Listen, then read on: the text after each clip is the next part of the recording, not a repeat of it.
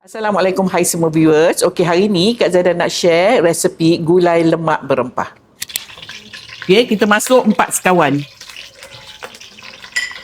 Okey, masukkan bawang. Okey, kita tumis sampai bawangnya layu. Sementara nak tunggu bawangnya layu, Kak Zaidah nak blend dulu. Okey, kemudian kita masukkan yang kita kisar ni tadi. Kak Zaidah tak pakai kunyit hidup. Ya. Saya tak pakai kunyit hidup ya puan, sebabnya saya tak nak blender saya kuning. Dah habis cerita. Okey, kita nak masuk rempah.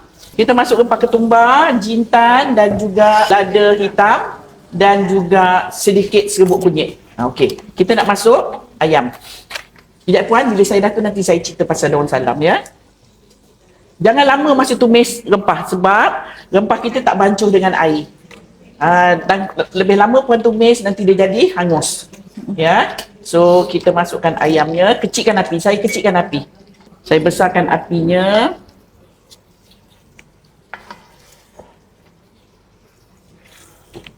Kita nak bagi masak blender. Kalau puan tak nak pun tak apa. Okey, kita masukkan air asam jawa.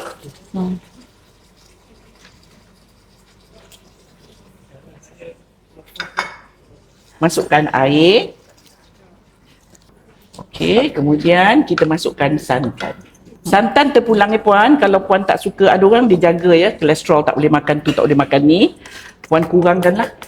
Ya, ikut masing-masing lah. Ya, dia boleh dibuat air. Daun salam.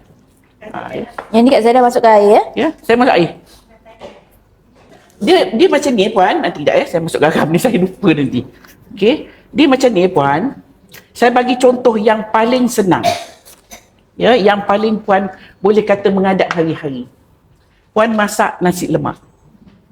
Nasi lemak, puan guna santan kotak. Dia masak aja, puan makan waktu tu memang dia rasa lemak. Tapi puan tunggu dia sejuk selepas 3-4 jam, dah tak ada rasa santan. Dia dah rupa kalau dia buat santan cair lagi, macam orang berniaga, cair baik, dah lah santan kotak, dia masuk lagi air sikit, itu dah jadi rasa macam nasi putih. Itu beza dia. Maksudnya kita kan biasa makan santan, kita tahulah ya. Kalau orang yang tak pernah makan santan, puan beritahu dia santan, dia pun tak tahu macam mana rasa. Okey, dah siap dah lok kita. Sekejap. Saya masak tanpa setengah jam.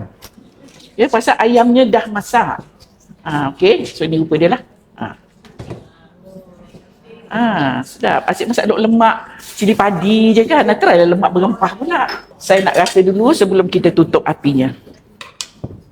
Kalau puan masak cara Kak Zaidah ni, sekejap aja puan. Ayam dah masak. Kan? Ya. Alhamdulillah, dah pun siap resepi kita hari ni, iaitu gulai lemak berempah buat tetamu Kak Zaidah. Untuk perempuan di luar sana, selamat mencuba.